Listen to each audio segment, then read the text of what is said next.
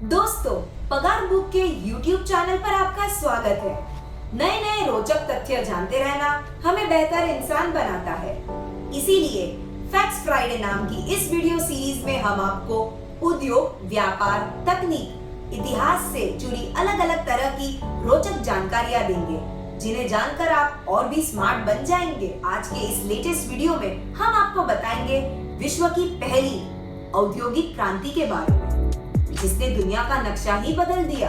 दोस्तों, 18वीं शताब्दी के मध्य तक यानी कि लगभग 1750 तक पूरी दुनिया में औद्योगिक वस्तुओं का उत्पादन हाथ से चलने वाली सरल मशीनों से ही होता था, जैसे कपड़ा बुनने के लिए हथकरघा इत्यादि।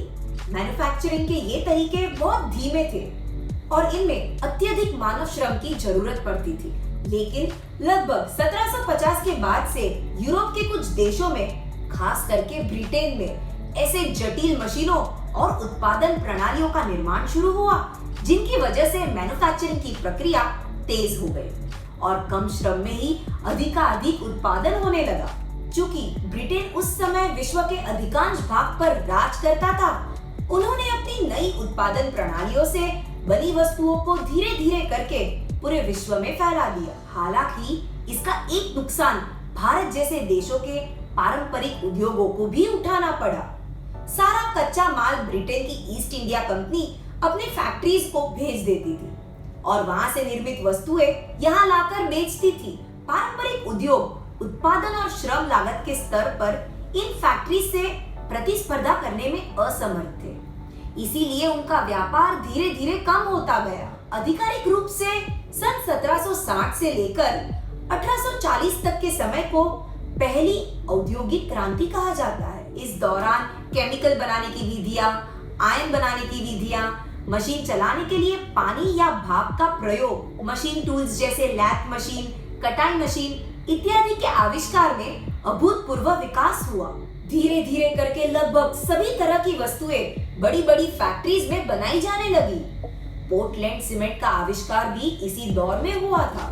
जैसे जैसे फैक्ट्रीज बढ़ी, वैसे वैसे शहरीकरण भी बढ़ते गया। यूरोप की जनसंख्या में भी अभूतपूर्व वृद्धि देखी गई। हालांकि कई शहरों में फैक्ट्रीज तो थी, लेकिन मकान इत्यादि जैसा इंफ्रास्ट्रक्चर नहीं था। फलस्वरूप शहरों में झुग्गी झोपड़ियां भी बढ़ी।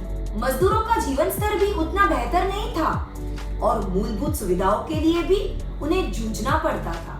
इसी परिप्रेक्ष्य में मार्क्सवाद की कुछ शुरुआती विचारधाराओं का जन्म हुआ था।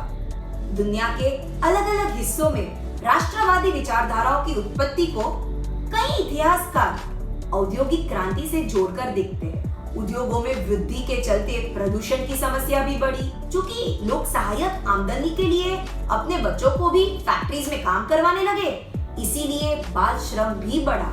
इतिहासकार अक्सर इस विषय पर चर्चा करते नहीं थकते कि क्या वजह थी कि औद्योगिक क्रांति यूरोप में ही हुई, जबकि एक समय पर भारत और चीन जैसे क्षेत्रों की अर्थव्यवस्था और उद्योग क्षमता यूरोप जैसी या कुछ मामलों में यूरोप से बेहतर थी।